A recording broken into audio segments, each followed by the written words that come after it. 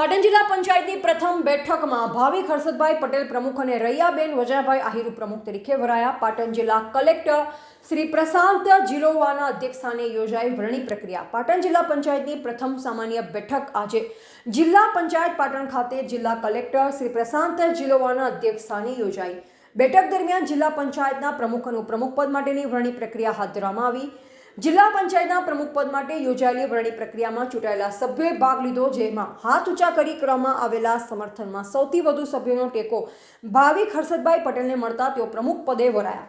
જ્યારે ઉપપ્રમુખ તરીકે રૈયાબેન વજાભાઈ આહિરની વરણી કરાઈ. કલેક્ટર શ્રી પ્રશાંત જીલોવા, જિલ્લા વિકાસ અધિકારી એડી વણજારા અને જિલ્લા ગ્રામ વિકાસ એજન્સી નાયબ નિયામક શ્રી આર કે મકવાણાએ નવનિયુક્ત જિલ્લા પંચાયતના સભ્યોને શુભેચ્છા પાઠવી. Reporter Raju Joshi, MD news, Patan.